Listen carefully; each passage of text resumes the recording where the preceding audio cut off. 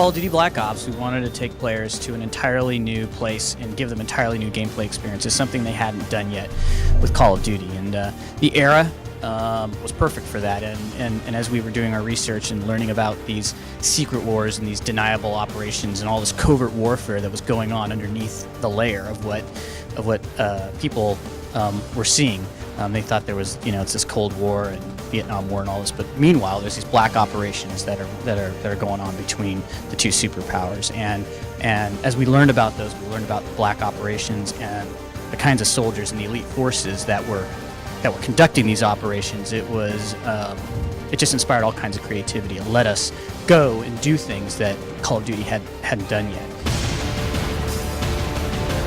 Our game is not a game about the Vietnam War. It takes place during an era that also includes the Vietnam War. And of course, there were black operations that occurred, operations that people didn't know about during that era. And we'll be tackling that part of it, and it isn't the war itself.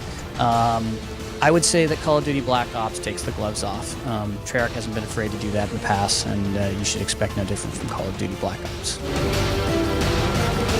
We wanted to actually work with some people who conducted these black operations. So we worked with Major John Plaster, who is one of the most published authors. But he himself was SOG, was Studies and Observations Group. That's what they were called, kind of an innocuous title for this group, and had extensive experiences in Southeast Asia and during the Vietnam War.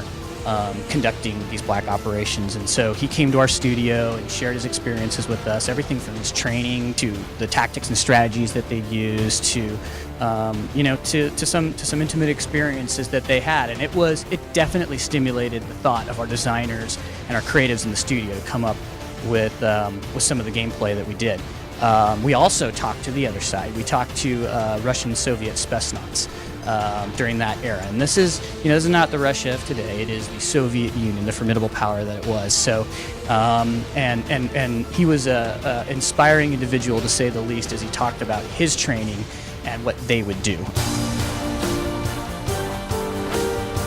One of the things, as I mentioned, with Call of Duty Black Ops that we wanted to do was come up with all kinds of new, fresh gameplay. The idea to use alternative forms of ammo actually came from talking with some of these veterans, and they actually talked about packing their own ammo for the purposes that they wanted or that they needed. The bow and arrow or the crossbow was actually inspired by a couple of things. One is we were doing some research, and we learned that some of the indigenous people that worked in Vietnam, that worked with some of the special forces there, did actually use bow and arrow during their missions. It's a great stealth weapon, and if you're effective with it, obviously incredibly lethal, and you can go undetected.